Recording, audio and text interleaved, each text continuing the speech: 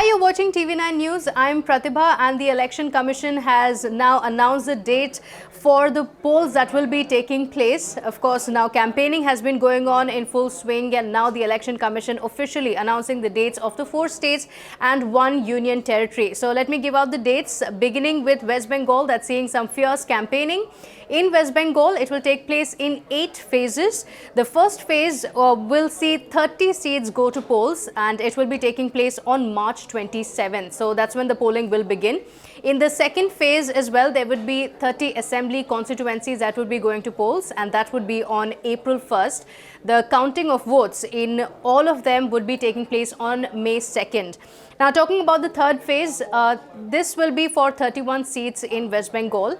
The date has been announced as April 6th. That's when the polling will be taking place. In the fourth phase, it will be 44 constituencies on April 10th. Now, as I mentioned before, it's going to be in 8 different phases. Next would be for 45 seats that would be taking place on April 17th, after which it would be the phase 6 for 43 constituencies that would be taking place on April 22nd. And then finally for 36 constituencies that will be taking place on April 26th. And the last phase that will be taking place with 35 constituencies on April 29th. Now, coming to Tamil Nadu, here the elections would be held in only one phase, and it would be taking place on 6th of April. That's when the voting will take place. And coming to Kerala, that as well would be on April 6th. In Assam, it's going to be a little different though, with 3 phases is where the polls will be taking place. Here as well, the results would be on May 2nd. And talking about Puducherry as well, it's going to be taking place on 6th of April. That's when the voting is going to take place. So these are the dates that have been announced. Of course, a lot at stake for each of the parties, and we've seen fierce campaigning that has been taking place. Now that the Election Commission has already announced the date for the polls, this also means that the Model Code of Conduct has now come into effect.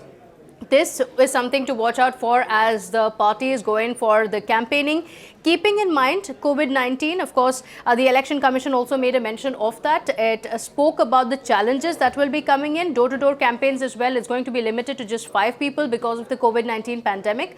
Apart from that, all the officials who would be involved in the polling, they would also be declared frontline workers, which means they would be vaccinated first on a state level, after which on the central level as well, the vaccination will take place for all those who will be involved in the polling.